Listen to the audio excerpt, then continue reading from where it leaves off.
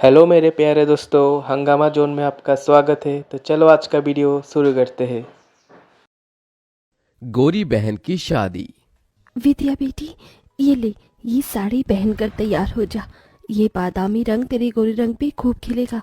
और हाँ, अच्छे से मेकअप करना ताकि लड़के वाले तुझे देखें तो देखते ही रह जाए। ठीक है मेरी प्यारी माँ।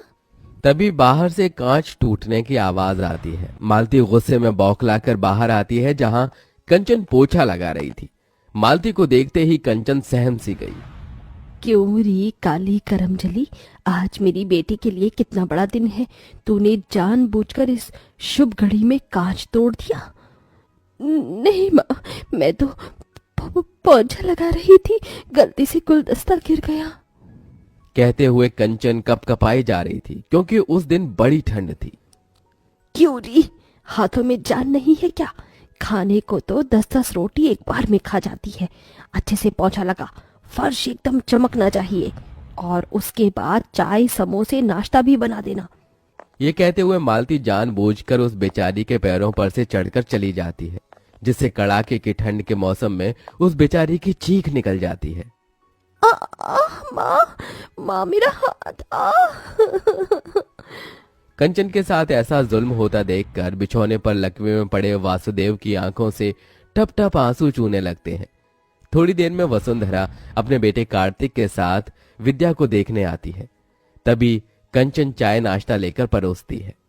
आंटी जी, नाश्ता। मालती जी, ये लड़की कौन है? जी, ये इस घर की नौकरानी है। ये सुनते ही कंचन की आंखों में आंसू भर आते हैं। वो लड़के वालों के बीच से जाने लगी। तभी विद्या ने कहा, कंचन जरा रुक। माँ जी, ये इस घर की नौकरानी नहीं बल्कि मेरी बहन कंचन है। विद्या के शब्दों में कंचन के लिए एक बड़ा मान था।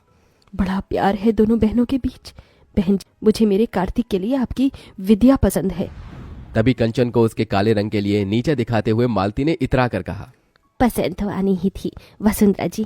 मेरी विद्या किसी और से कम थोड़ी है। गोरी है, सुंदर है, कोई भी खोट नहीं है मेरी बच्ची में।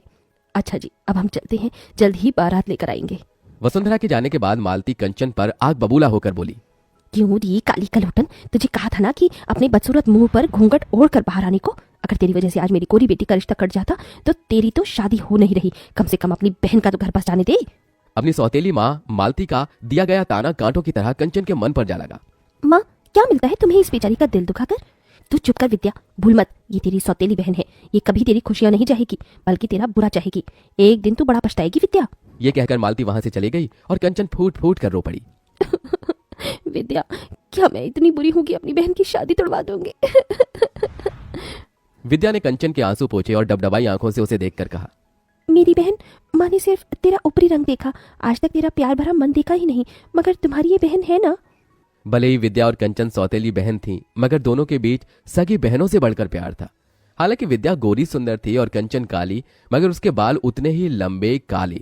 वसुदेव ने अपनी पहली पत्नी सुलोचना के मरने के बाद मालती से दूसरी शादी की। हालांकि दोनों का यह पुनर्विवाह था। मालती अपनी बेटी विद्या को साथ लेकर आई।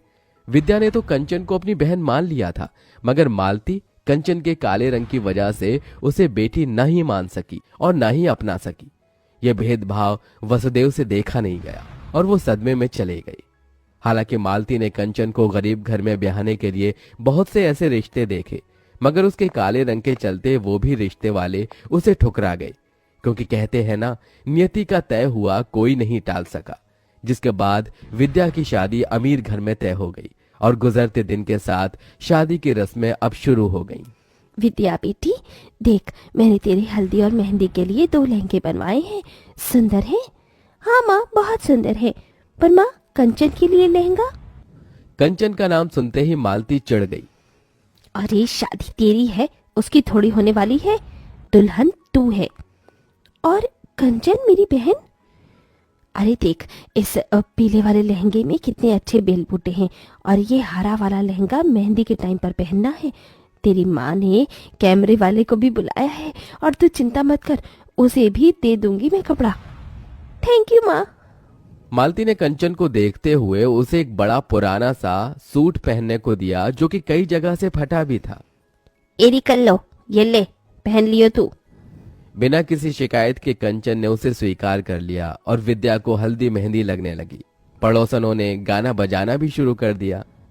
हल्दी लगाओ रे, तेल चढ़ाओ रे, बन्नों का गोरा बदन चमकाओ रे। मेरी बच्ची कितनी सुंदर लग रही है। अरे मालती, अब क्या विद्या को हल्दी में ही नहला देगी? और क्या, रज रज के हल्दी लगाऊंगी, तभी तो मेरी विद्या का गोरा रंग खिलेगा। सबने बारी बारी से विद्या को हल्दी लगाई, मगर कंचन एकदम पीछे खड़ी थी। कंचन, तू अपनी बहन को हल्दी नहीं लगाएगी? आना, दूर क्यों खड़ी है? तभी मालती ने कंचन को हल्दी लगाने से रोक दिया। क्या हुआ माँ, तुमने मुझे रोक क्यों दिया? क्योंकि मैं नहीं चाहती कि तू अपने इन मनहूस काले हाथों से मेरी बेटी को हल्दी लगाए। कहीं मेरी बेटी का रिश्ता टूट गया तो? इतना अच्छा घर द्वार मिला है। मालती के साथ सभी पड़ोसन भी कंचन पर ताना कसने लगी। ठीक कह रही है मालती। अरे ये तो है ही अभागिन, दुनिया में आते ही माँ को खा गई। वही तो, इसे तो इस शादी के शुभ रस्मों से भी दूर ही रखो, इसकी काली नजर न लग जाए। होने वाली दुल्हन को वैसे भी इतनी गोरी और सुंदर जो है। बस बहुत हुआ। मैं मानती हूँ कि मेरी बहन का मुझे हल्दी लगाना मेरे लिए शुभ है। कंचन, मुझे हल्दी लगा।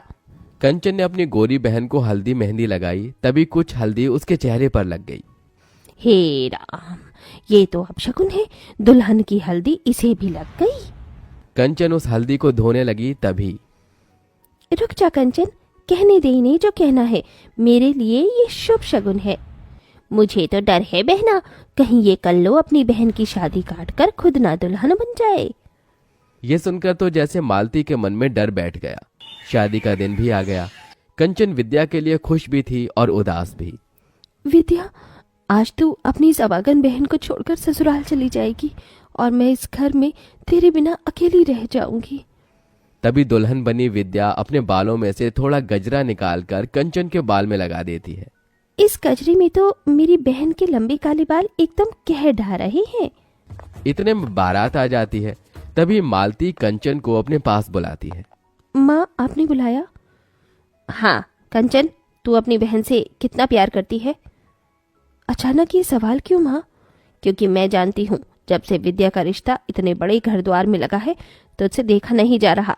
इसीलिए तू ये रिश्ता काटना चाहती है ताकि तेरी ताल गल सके और तेरी कोरी बहन की जगह कार्तिक से तू शादी कर सके। ये सुनकर कंचन टूट सी गई। नहीं माँ, ऐसा नहीं है। अगर ऐसा नहीं है तो फिर क्यों सजी धजी है तू? शादी तो तेरी बहन की है। साबित कर दे कि तू मेरी विद्या का बुरा नहीं चाहती। और फिर कंचन ने वहां रखा गमला अपने पैरों पर गिरा लिया, जिससे कि ठंड के उस मौसम में वो तड़प गई।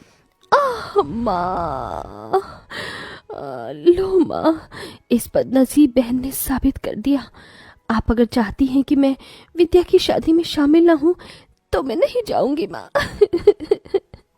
तभी दूर से आदर्श ने ये सब देखा। उधर विद्या कंचन को ढूंढने लगी। आदर्श ने उसे सारी बात बता दी, साथ ही अपना फैसला सुनाया। वसुंधरा मामी, मैं कंचन का हाथ थामना चाहता हूँ, उससे शादी करना चाहता हूँ। ये सुनकर विद्या कंचन के लिए बहुत खुश हुई। देखा माँ, जिसकी जोड़ी जब लगनी होती है ऊपर वाला उसे मिला ही देता है। देखो, मेरी बहन का खुशी भरा भाग्य उसके सामने खड़ा है। मालती के मन में पछतावे का गुबार भरा था, जो आंसू बनकर बहने लगा। कंचन बेटी, अपनी माँ को माफ कर दे। मेरा ही मन मैला था, इसलिए विद्या के लिए तेरा प्यार कभी देख न सकी। बोल, तेरे लिए क्या करूं? बस इतना कर दो माँ कि आज अपनी इस बेटी को मायके की चुनरी उड़ाकर विदा कर दो। ये सुनकर सभी का दिल निकल आया, जिसके बाद कंचन का कन्यादान उसकी गोरी बहन के साथ उसी मंडप में हो गया और दोनों विदा हो गईं। तो आज का वीडियो कैसा लगा कमेंट में ज़रूर बताना, और मेरे प्यारे दोस्तों, मेरे चैनल में नया हो तो सब्सक्राइब कर देना।